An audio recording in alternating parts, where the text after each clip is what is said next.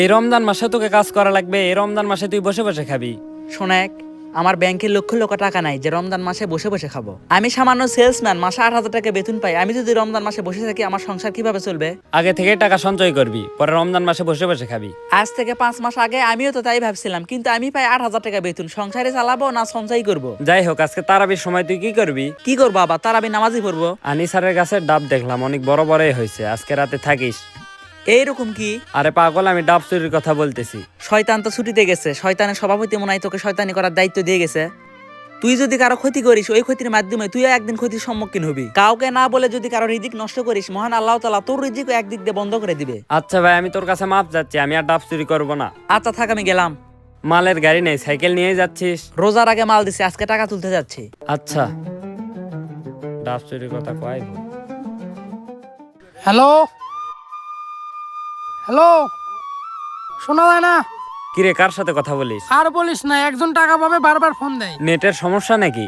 আরে নেটের কেন সমস্যা হবে, আমি তো ইচ্ছা করে কেটে দিচ্ছি। তাহলে তুই আর চিটারি শুরু করে দিছিস? আরে চিটারি কেন করবো, কাছে টাকা নাই, ফোন ধরলে বলবে টাকা দে টাকা দে, এই জন্য বাহানা দেখিয়ে ফোন কেটে দেই। এসব কথা বাদ দে, আজকে কোন গাছের ডাব চুরি করবি সেটা বল। না রে, আমি সিদ্ধান্ত নিছি আমি রমজান মাসে কোনো খারাপ কাজে লিপ্ত হব না। তুই আমাকে বললি আজকে ডাব চুরি করবি, আবার বলতেছিস কোনো খারাপ কাজে লিপ্ত হবো না। আজকে থেকে হাজি হইলি না আগে থেকে হাজি ছিলি?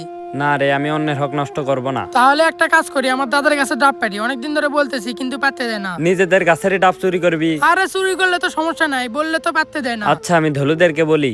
আতাউল ভাই, আতাউল ভাই দোকানে আছেন? কি রে ভাই, আসি তো, চিল্লাচ্ছেন কেন? ভাই আসসালামু আলাইকুম। ওয়ালাইকুম আসসালাম। ভাই রোজা আছেন নাকি? রমজান মাস, তে রোজা থাকবো না? যাই হোক ভাই, আপনার 2150 টাকা বিল হয়েছে, টাকা দেন। 2150 টাকা? এত টাকা কেমনি হলো? আচ্ছা ভাই, আপনি কি কি নিছেন বলেন তো দেখি। তেল নিছি 1 কার্টুন, বিস্কুট নিছি 3 কার্টুন, আর নুডলস নিছি 15 পিস। ও ভাই, নুরুস তো 15 পিস না 20 পিস নিছেন। ও হ্যাঁ, 20 পিস নিছি, রোজা আছি তো এই জন্য সবকিছু গুলিয়ে যাচ্ছে। যাই হোক ভাই, টাকা দেন। এখন টাকা দিতে পারবো না, আসরে নামাজের পর আসেন। ভাই আমি তো আসরের নামাজ পড়ে থাকবো না, আমার বোনের বাড়িতে ইফতারের দাওয়াত আছে, ওইখানে যাব।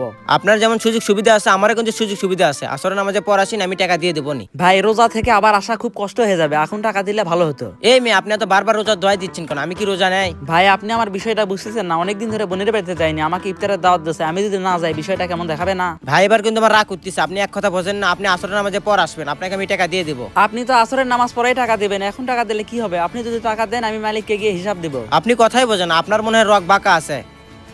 থাকেন, আমি জহরের নামাজ পড়তে যাব। ভাই আসরের নামাজ পড়ে টাকা দিয়েন। আসরের নামাজ পড়ে যদি টাকা নিতে আসি তাহলে বোনের বাড়িতে কখন যাবো? আনোয়ার ভাই কেমন আছেন? আলহামদুলিল্লাহ ভালো। আপনি কেমন আছেন? আলহামদুলিল্লাহ ভাই, আপনার 620 টাকা বাকি ছিল। ও হ্যাঁ, আপনার টাকা আমি রেখে দিছি। ভাই 500 টাকা দিলেন। আগামীকাল মাল দিয়ে ওই 120 টাকা নিও। আচ্ছা ভাই, আগামীকাল টাকা দিয়ে দিন। ঠিক আছে। আমি গেলাম। তোমরা তারাবি নামাজের সময় কি করো?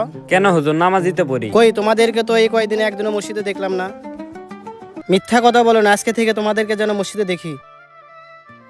চল। আপনাকে আমি বলছিলাম আসরে নামাজের পর টাকা দেবো, এখন তো আমার কাছে টাকা নাই। একটা কাজ করেন, ইফতার পরে আসবেন। কি বলেন ভাই? এমনি থেকে আমার দেরি হয়ে যাচ্ছে, মালিকের কাছে হিসাব দেওয়া লাগবে। আমার কাছে টাকা না থাকলে আমি কিভাবে দেবো? ভাই আপনি আমার কথা একবার চিন্তা করেন, আপনি রোজার আগে মাল নিয়েছেন, এখন পর্যন্ত টাকা দেননি। আজকে যদি আমি মালিকের টাকা বুঝে দিতে না পারি তাহলে তো আমার চাকরিটা চলে যাবে। আপনি মেয়ে আসলে খাতরা, আপনার কাছ থেকে কি মাল নিচ্ছি, আসেন ফেরত নিয়ে যান। আজকের পর থেকে আপনার কাছ থেকে আমি আর মাল নিব না। ও ভাই আপনি রেগে যাচ্ছেন কেন? আপনি যদি আমার জায়গায় থাকতেন তাহলে কি করতেন? রেগে যাবো না, কি করবো? এমনি থেকে রোজা আছে, তার মধ্যে কানে কথা আছে, ঘ্যান ঘ্যান করতেছেন। ভাই রোজা কি শুধু আপনি আছেন? রোজা তো আমিও আছি, আমি রোজা থেকে সারাদিন ঘুরতেছি। ভাই আপনার কাছ থেকে টাকা নিয়ে তো আমি খাবো না, এই টাকা মালিককে বুঝিয়ে দিতে হবে। আপনি একটা জিনিস চিন্তা করেন, এখান থেকে আমার বাসা 10 কিলো, আমি সাইকেল নিয়ে যাতায়াত করি, তাহলে আমার কেমন হচ্ছে? এই যে আপনাকে আমি সাপ সাপ কথা বলে দিচ্ছি, ইফতার পর আসবেন, টাকা নিয়ে যাবেন, তারপর আমাকে আর মাল দিতে আসবেন না। আপনি কিন্তু আবার রেগে যাচ্ছেন। রেগে যাবো না, কি করবো? আমার ব্যবসার বয়স 3 বছর, আপনার 2100 টাকা আমি মেরে খাবো? আমার কাছে কিন্তু অনেক সেলসম্যান আসে, আমি কিন্তু তাদের কাছ থেকে মাল নেই না, আপনার কাছ থেকে মাল নেই, কারণ আপনার ব্যবহার ভালো। কিন্তু আজকে আপনি আমার সাথে যে ব্যবহারটা করলেন, আপনার উপর থেকে আমার মনে উঠে গেছে। আপনি বোঝার চেষ্টা করেন, আমি যে কোম্পানিতে চাকরি করি তার নিজস্ব মালিকানা আছে, আমাকে দিন শেষে হিসাব দিতে হয়। আজকে যদি আমি হিসাব না দেই তাহলে আমার চাকরি নাও থাকতে পারে। টাকা নেওয়ার জন্য যে আপনার আর কত বাহানা দেবেন। আমার জায়গায় যদি আপনি থাকতেন তাহলে বুঝতেন, ইফতার পর এসে আমি টাকা নিয়ে যাব। থাকেন। এই রহমতের মাসে কোনো রোজাদার ব্যক্তিকে এরকম ভাবে হয়রানি করাবেন না। আপনি রোজা থেকে যে কাজ করতে কষ্ট হবে অন্য রোজাদার ব্যক্তিকে দিয়ে ওই কাজ করাবেন না। শুধুমাত্র এই 1 মাসের জন্য নিজেকে শুধরে নেবেন না, মরার আগ পর্যন্ত নিজেকে শুধরে নেবেন। ভিডিওটি ভালো লাগলে কমেন্ট বক্সে সুন্দর একটি মন্তব্য করে যাবেন। দেখা হবে পরবর্তী ভিডিওতে। সবাই ভালো থাকবেন।